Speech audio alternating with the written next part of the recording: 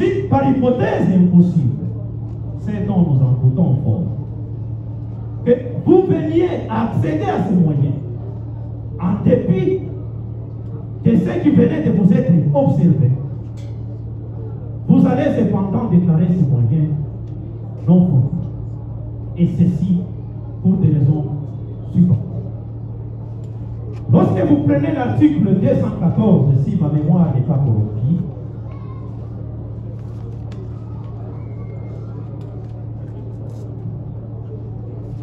qui stipule de la manière que voici. Lorsque les juridictions militaires sont saisies par voie de tradition directe ou par décision de renvoi émanant de l'auditeur militaire près la juridiction compétente. Elles sont également saisies par voie de comparution volontaire et prévue. L'article 14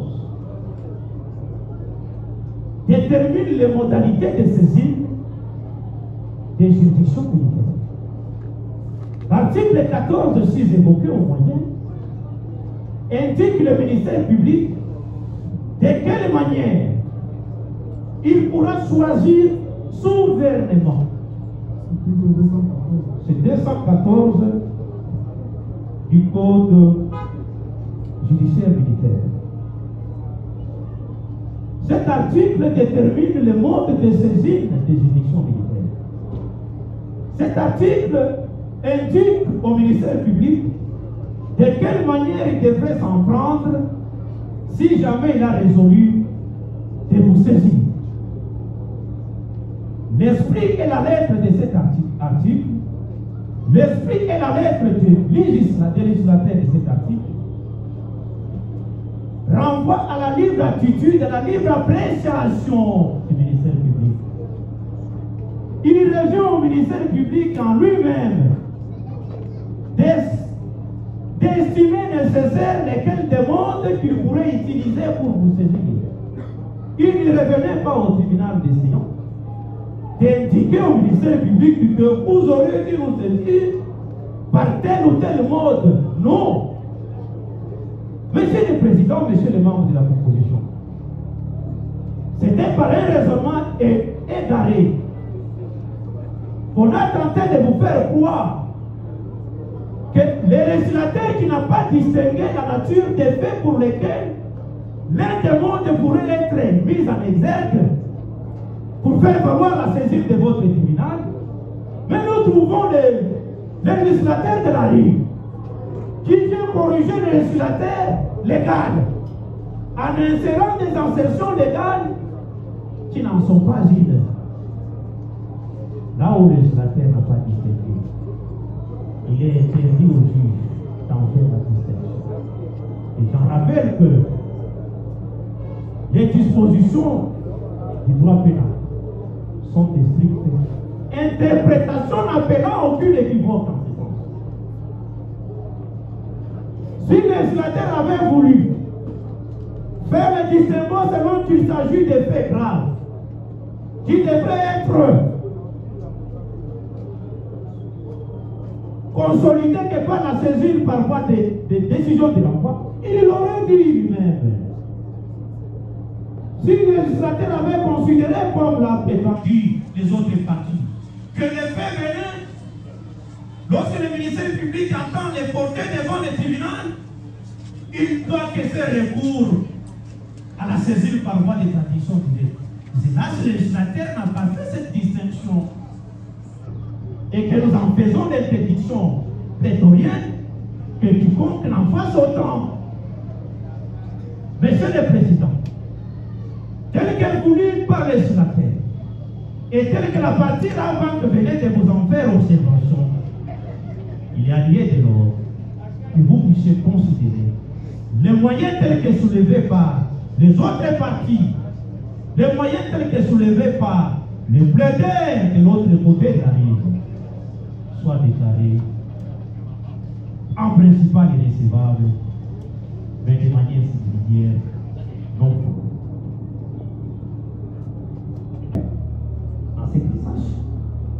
Honorine. Bon. A tenté de vous persuader par infraction qu'elle souffrirait d'une certaine dépression. Ça serait, monsieur le président, un peu étonnant que on puisse se prévaloir de sa propre utilité. Vous commettez la faute, vous dites que non, c'est sur cette faute-là que je cherche à me justifier. C'est se prévaloir de sa propre utilité. Elle conclut qu'elle serait bénéficiaire à la suite de la sentence qui viendra certainement des causes de non-indépendance. Monsieur le Président, lorsque les pénalistes ont entendu ici, vous permettez d'interposer ce moyen, ils ont été terribles. Monsieur le Président, Monsieur distingué membre de la composition, Monsieur l'ordre de la loi, la dépression a en droit positif congolais, en droit pénal congolais, la dépression n'est pas une cause de non-imputabilité. Jamais quiconque au défi. Vous allez visiter l'éminent et excellent professeur Nabilou. Du début à la fin, dans son traité de droit pénal, nulle part la dépression a été, ne serait-ce que de manière simpliste, au cours des besoins de lecture scientifique, retenue comme l'une des causes de non-imputabilité. Monsieur le Président, parce que nous sommes prêts pour des besoins d'éclairage scientifique. Lorsque nous faisons recours au droit comparé, notamment au droit français, il est également admis dans ce droit comparé que la dépression n'est nullement une cause de non-imputabilité. À la différence du droit pénal congolais, les droits français admettent tout de même, sous condition, que pour que la dépression puisse être retenue comme une cause de non-imputabilité, il y a 3 conditions substantielles à réunir. La première condition, la dépression doit avoir aboli totalement le discernement. Je dis bien totalement le discernement parce qu'il est exclu l'abolition partielle. Ça, c'est la première condition. La deuxième condition, l'auteur de la dépression doit avoir perdu le contrôle des actes qu'il pose. Et la troisième condition,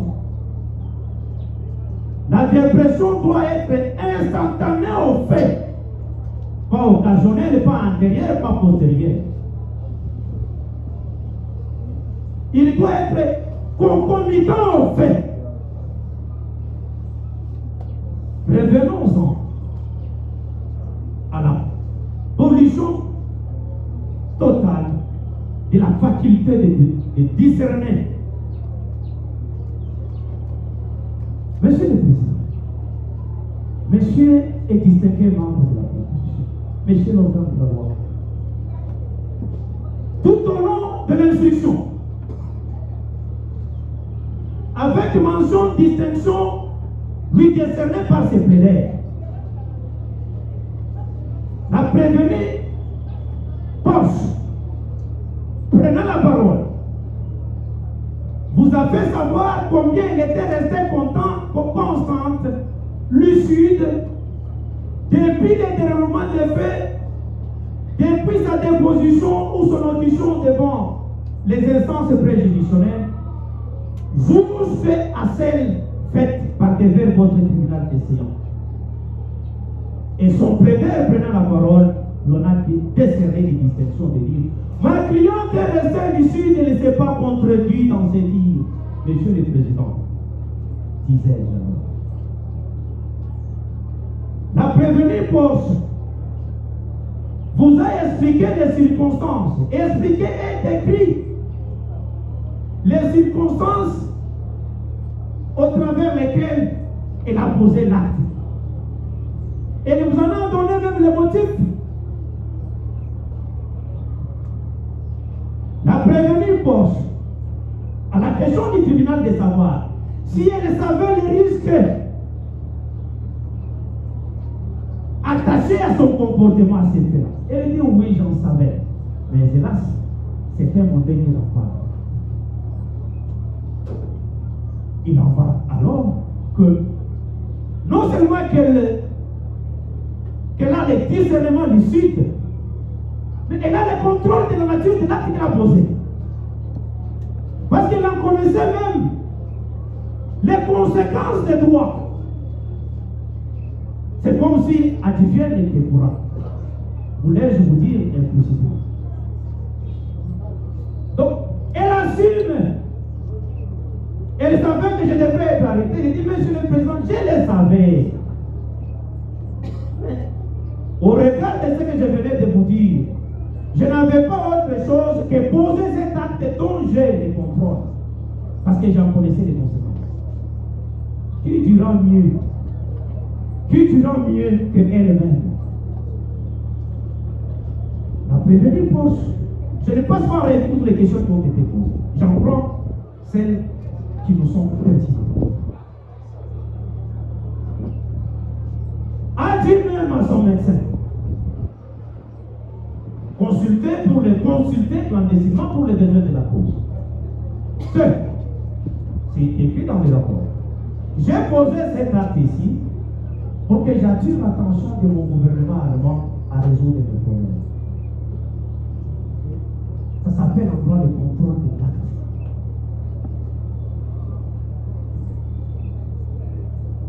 Quid de la concomitance de la dépression. Ici, la prévenue Porsche vous a dit que j'ai fait ça pour ça. Et nous a même renvoyé à un traitement de dire, parce qu'en Allemagne, on avait soupçonné que j'ai un peu de dépression, on m'avait donné un médicament pour y remédier. Ce qui veut dire qu'à chaque fois que je sens quelques indices de la dépression, je prends un médicament. Ce médicament a pour rôle me remettre dans un état normal des normes lucides et raisonnables. C'est ce qu'il a dit. Quel est ce médicament? C'est du chanvre. Son médicament, admettons-le ainsi, parce que, en droit à dire, c'était prescrit par un médecin. Mais prenons sur ces médicaments. Elle vous a dit avant d'aller commettre l'acte dont elle est accusée, elle a pris les médicaments. Donc, dès l'instant où elle a pris ces médicaments, nul ne peut considérer qu'elle serait dans un état de dépression à cet instant précis. Parce qu'elle a pris un médicament pour traiter cet état-là. Donc, du moment où elle prenait ce médicament du chanvre, c'était pour qu'elle soit suffisamment dans ces états licites. Non seulement, mais qu'elle puisse encore s'armer d'outre courage, d'assez de courage, afin que ces médicaments lui renforcent et les médicaments mettent à côté toute hésitation qui pourrait survenir en cours de route. C'était pour se détonner. Donc, Monsieur le Président, avec les médicaments qu'il avait pris, vous ne pouvez même pas considérer qu'à cet instant-là, il était dans un état de dépression parce qu'il a pris les médicaments pour qu'il ait les médicaments. Voilà, Monsieur le Président, les moyens qui ont été soulevés. Et à l'état même de cet état de dépression, ils sont allés de manière clandestine recruter quelques médecins pour que ces derniers vous fassent un rapport qui va leur servir de dire ah voilà d'ailleurs le médecin a dit. En droit, ça ne se passe pas comme ça. Ces rapports, monsieur le président, la partie Raobank postule à son rejet pur et simple pour son caractère illégal. Il y a l'une des dispositions légales à matière, le code judiciaire, que les estimés confrères, lorsqu'ils prendront la parole, ils peuvent en venir. Mais cette disposition stipule que pour besoin d'instruction, lorsqu'il estime nécessaire que sa religion doit être éclairée, le ministère public ou le tribunal peuvent requérir des experts.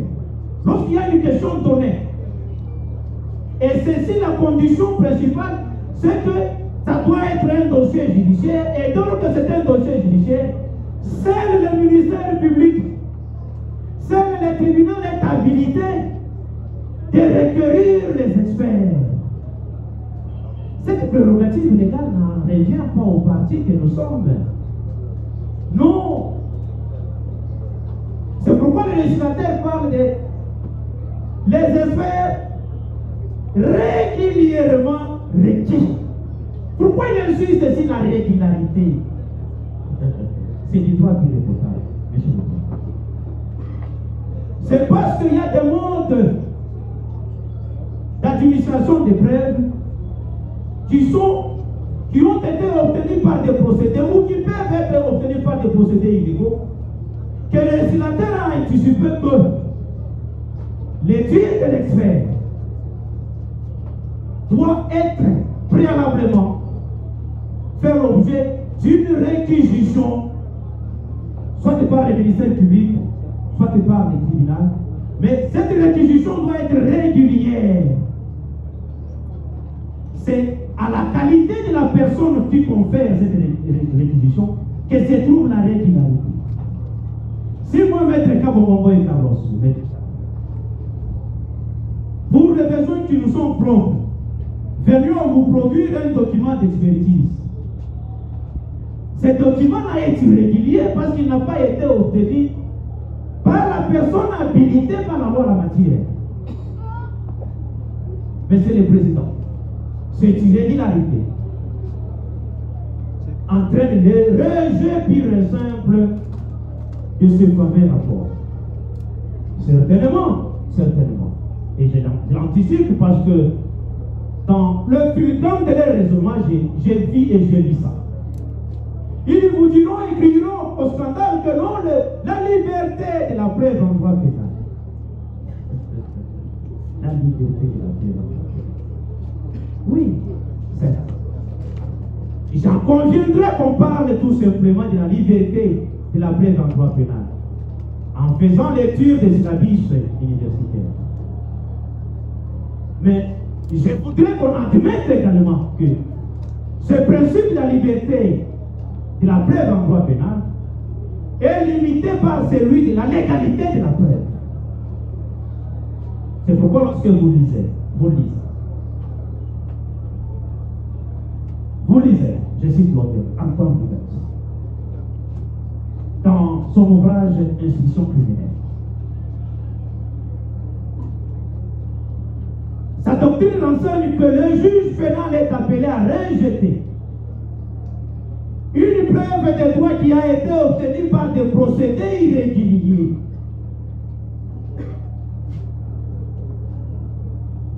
C'est ça la limite au principe de la liberté de la preuve. La preuve doit être illégale. L'illégalité de la preuve telle qu'elle est démontrée en amont par la partie avant est avérée du fait que les rapports de l'expertise n'avaient pas été requis sur demande des autorités habilitées à la matière, conformément à la loi en la matière.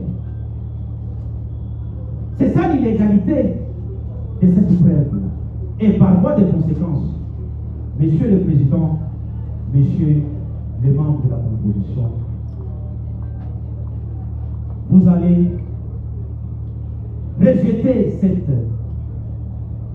preuve, ce rapport, pour son caractère illégal. Monsieur le Président,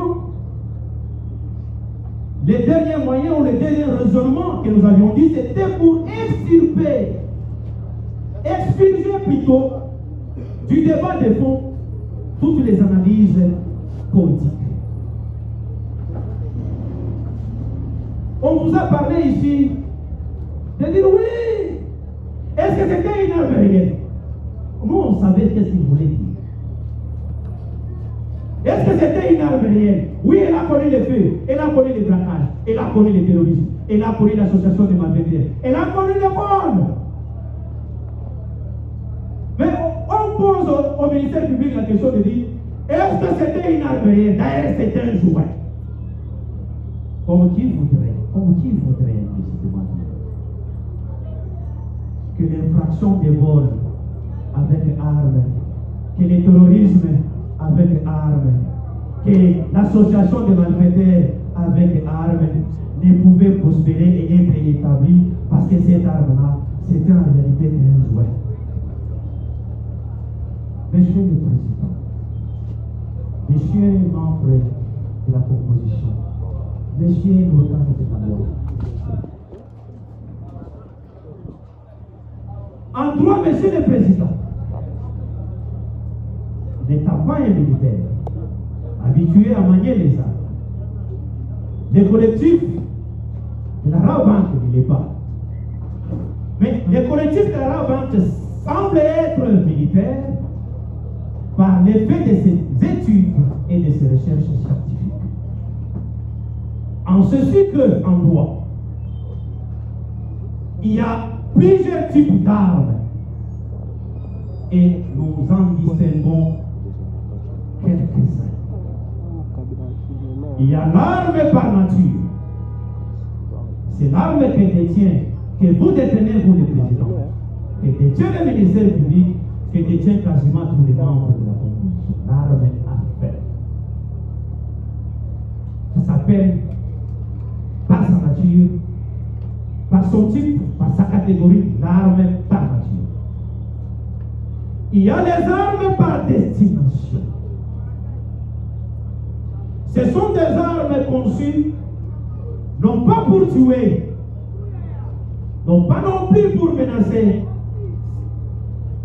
mais qui le deviennent par l'usage qu'on en fait. Qui le deviennent par l'usage qu'on en fait. Et dans la troisième catégorie, il y a des armes par assimilation.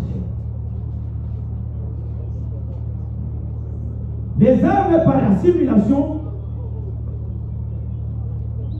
n'ont pas pour d'origine de tuer, de menacer. Mais ils sont assimilés aux armes par nature. Ils sont assimilés aux armes par destination au regard de leur but. Quel en était le but d'une arme par assimilation? C'est de faire naître la perception dans les chefs de la victime qu'il s'agissait d'une arme. C'est de faire naître les mêmes effets qu'aurait dû produire une arme réelle, qu'aurait dû produire une arme par destination, afin de permettre au bourreau d'obtenir ce de quoi il avait besoin. Parce que le bourreau considère que sa victime aura une réaction normale dans sa conscience humaine en considérant que ce jouet-là va me tuer. Il ne pouvait pas faire le distinguo. Parce que la mission principale du porteur ou de la porteuse de cette arme, c'était d'inculquer cette paire-là. Aurait dû inculquer aussi une arme réelle. C'était d'inculquer cette menace-là. Aurait dû inculquer l'arme réelle. Afin de réaliser sa propre Dieu. Tout au long de cette instruction, à la question du tribunal, posée à la prévenue force, pourquoi avez-vous utilisé ces jouets? Je dis, c'est pour les faire peur. Voilà. C'est pour faire peur à sa victime. Donc la prévenue Porsche, en allant acheter ses jouets, il savait quels sont les effets que ces jouets produiraient dans la conscience de sa victime. C'était ça, sa démarche. Sinon, elle viendrait avec un petit fouet. Parce qu'elle avait conçu son entreprise criminelle. Parce qu'elle avait considéré que pour que celle-ci réussisse, il lui fallait qu'elle soit porteuse de quelque chose d'effrayant, mais d'effrayant assez solide, qui ne devait être autre qu'une arme distille par assimilation. C'était ça son but, monsieur le président. Et elle en a parlé, affirmé et attesté. Mais là, la question est promise à l'aide d'une arme factice. Monsieur le Président, la réponse juridique est sans équivoque. La peine découlant d'une infraction commise à l'aide d'une arme factice demeure la même que celle générée par une infraction commise avec une arme réelle. Parce que sur le plan intentionnel, il n'est pas possible de considérer, de distinguer les effets qu'a produit cette arme à l'égard de sa victime, que ces effets pourraient être différents de ce qu'aurait dû produire une arme réelle. Non, les effets sont les mêmes, le but est identique. C'est pourquoi le législateur considère que même dans les cas sous examen, la peine devient la même. Ainsi, Monsieur le Président, Messieurs les membres de la composition, Messieurs l'organe de la loi, faisant votre cet argumentaire juridique, nous osons croire et l'espérons ainsi que votre décision sanctionnera ces comportements de la même façon que vous l'aurez dû sanctionner si jamais il y avait une arme réelle.